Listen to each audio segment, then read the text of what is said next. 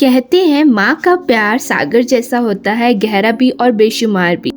लेकिन कभी कभी किस्मत ऐसे मोड़ देती है जहाँ माँ को अपने औलाद से ही दूर रहना पड़ता है।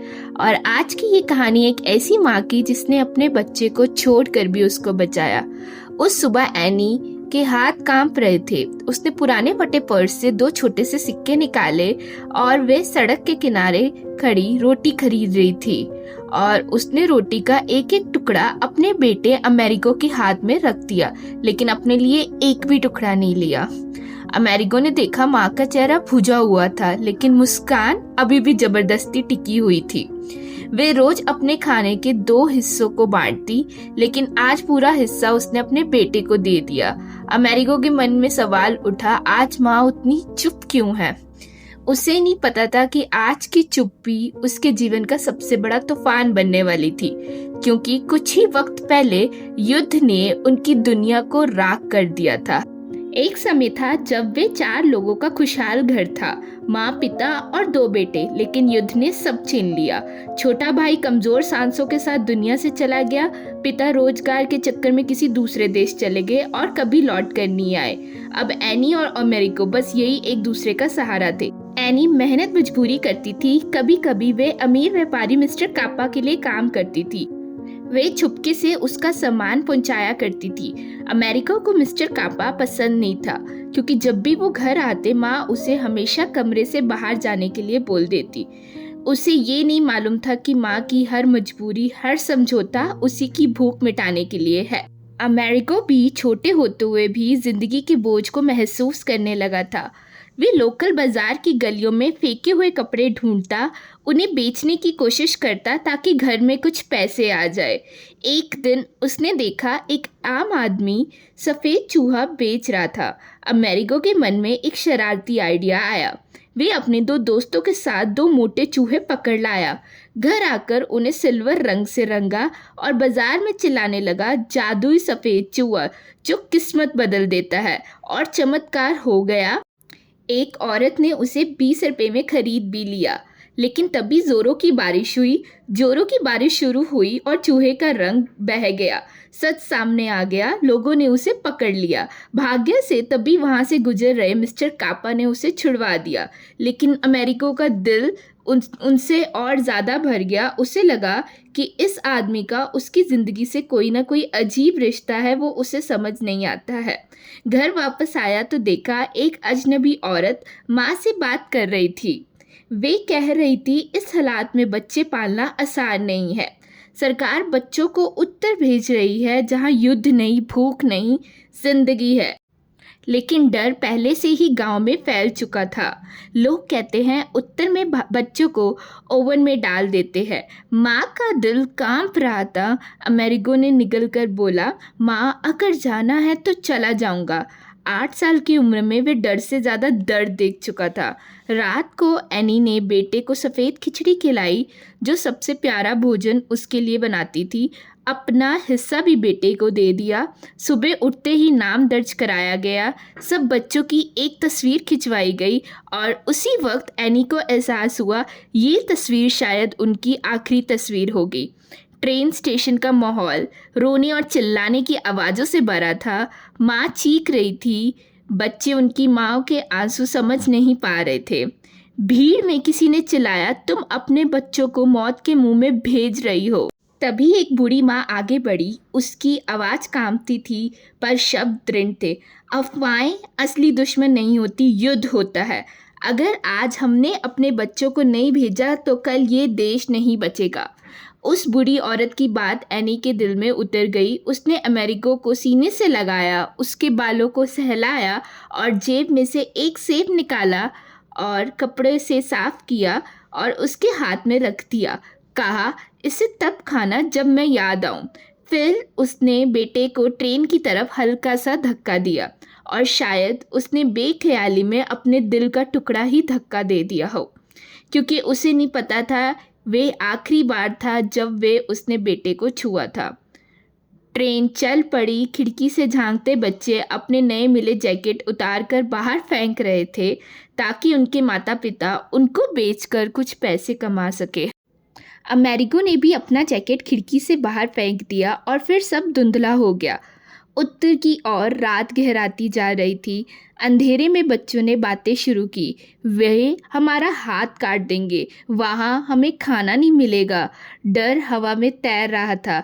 तभी एक स्वयंसेवक आया, बच्चों से बोला, हाथ आगे करो। सब सहम गए, किसी ने हाथ नहीं बढ़ाया, लेकिन उसमें सिर्फ उनके हाथ पर नाम लिखा ताकि कोई बच्चा खो ना जाए।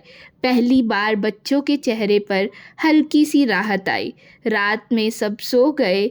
स्वयंसेवक ने एक एक बच्चे को कंबल उड़ाया, लेकिन अमेरिको ने अपने जूते नहीं उतारे, कहीं कोई चोरी ना कर ले। माँ का दिया हुआ सेब अब भी उसके हाथ में ही था। नींद में उसे महसूस हुआ कोई उसके पैरों को सहला रहा है, ठीक वैसे जैसे माँ ठंडी रातों में किया करती थी। शायद ये सिर्फ सपना था, पर उसी सपने में उसकी माँ को गर्माहट मिली। सुबह हुई तो खिड़की के बाहर बर्फ की एक सफ़ेद चादर बिछी हुई थी। स्टेशन पर लोग बड़े बड़े बैनर लेकर खड़े थे, दक्षिण और उत्तर दो नहीं एक है। लोगों ने तालियों से बच्चों का स्वागत किया। कई बच्चों ने डर के मारे खाना नहीं छुआ। तब एक व्यक्ति ने उनके सामने आकर खाना खाकर दिखाया और धीरे धीरे सबके दिल से डर उतर गया। सबने खाना खाना शुरू किया। फिर सारे बच्चों ने मिलकर अच्छे से खाना खाया। अब वक्त आ गया बच्चों को अलग अलग परिवार में भेजने का, और सब बच्चों को अलग अलग परिवार गोद ले रहे थे। और अंत में अमेरिको और उसका एक दोस्त बचे थे, और उसके दोस्त को भी किसी ने अडॉप्ट कर लिया था, और अब अकेला अमेरिको बच गया था। और अमेरिको फिर कंबल ओढ़कर सो गया। और फिर आई एक लड़की, डेलना, वे अविवाहित थी। उसने अमेरिको से पूछा, अगर तुम चाहो मेरे साथ चल सकते हो, और अमेरिको मान भी गया उसके साथ जाने के लिए। और अमेरिको उसके साथ डेलना के घर चला गया, और फिर वे घर में पहुंच गए। डेलना का घर बहुत शांत था, साफ सुथरा था, और अमेरिको को यहाँ पे पहली बार घर जैसा महसूस हो रहा था। डेलना ने उसे पानी पिलाया, और डेलना उसे बोलने लगी, तुम यहाँ पे आराम से रह सकते हो, तुम्हें कोई भी चीज़ की ज़रूरत हुई तो तुम मुझे। और फिर अमेरिको सुकून सी नींद में सो गया। अमेरिको ने आंखें बंद कर ली। पहली बार उसे लगा जैसे वो सुरक्षित है। समय बीतना लगा। अमेरिको को यहाँ पे एक नया प्यार मिला, संगीत। और अब अमेरिको भी डेलना के साथ खुश रहने लगा था और अपने आप को सुरक्षित महसूस करता था। और अमेरिको भी अब बाकी नॉर्मल बच्चों की तरह स्कूल जाने लग गया था, और डेलना उसे रोज़ स्कूल छोड़ने जाती, और वे स्कूल में मन लगाकर पढ़ाई करता। डेलना ने उसे रंगीन पेंसिलें, कहीं नोटबुक और साफ कपड़े दिए। अमेरिको ने झट से उन्हें गले लगाने चाहा, लेकिन डेलना झिझक गई। शायद वो किसी अपनेपन से डरती थी। लेकिन धीरे धीरे वो दीवार टूटने लगी। जब डेलना ने उसे नहाते हुए देखा, उसका कांपता हुआ शरीर, उसकी आंखों में छुपा डर, उन्होंने उसे खींचकर अपने सीने से लगा लिया। अमेरिको ने आंखें बंद कर ली। पहली बार उसे लगा जैसे वो सुरक्षित है। समय बीतता गया। अमेरिको को यहाँ एक नया प्यार मिला, संगीत। डेलना के भाई ने उसे वायलिन पकड़ने को दी, और जैसे ही उसने पहली बार तार को छुआ, आवाज़ में एक मधुरता थी। सब लोग उस बच्चे का संगीत सुनकर दंग रह गए, जैसे कि ये बच्चा संगीत के लिए ही बना है। 6 महीने बाद फसलें सुनहरी हो गई। समय आ गया जब बच्चों को वापस अपने घर में लौटना था। रात को डेलना ने उसे प्यार से खाना खिलाया, और अगले दिन वापस अमेरिको को अपने घर जाना था। डेलना के हाथ कांप रहे थे। उन्होंने अमेरिको को किताबें, कपड़े और वो प्यारी वायलिन दी। दोनों रेलवे स्टेशन पर पहुंचे। कुछ नहीं कहा, बस एक दूसरे का हाथ कसकर थाम लिया, और फिर ट्रेन चल गई। घर लौटकर अमेरिको ने देखा, माँ वहीं थी, थकी हुई, बूढ़ी हो चुकी थी, लेकिन जिंदा। उसने माँ को वो वायलिन दिखाई जिस पर उसका नाम खुदा था। माँ ने वायलिन हाथ में लेकर कहा, बेटा, मुझे पढ़ना नहीं आता। और वायलिन को बिस्तर के नीचे रख दिया। अमेरिको का दिल टूट गया। उसे लगा माँ को मेरी नई दुनिया पसंद नहीं। बाद में पता चला माँ हर तोहफा लौटा देती थी, हर उसकी चिट्ठी छुपा देती थी, क्योंकि वे नहीं चाहती थी कि उसका बेटा उस बेहतर दुनिया की आदत डाल ले। माँ ने गुस्से से अमेरिको को बताया कि ये सब चीज़ें वे उसे कभी भी दे नहीं पाएगी।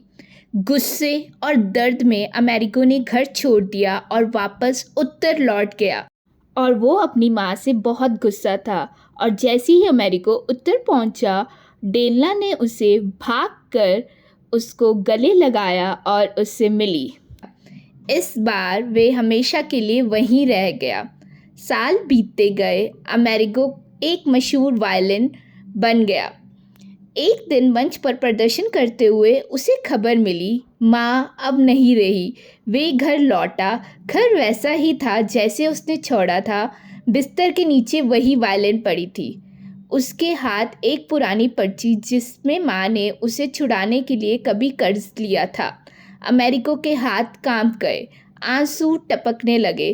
तभी उसे सच समझ आया, माँ ने कभी उसे छोड़ा नहीं, माँ ने उसे आज़ाद किया था। क्योंकि कभी कभी वो इंसान आपको छोड़ देता है, वही आपसे उतना प्यार करता है जितना कोई आपको रोक कर कभी कह नहीं सकता था।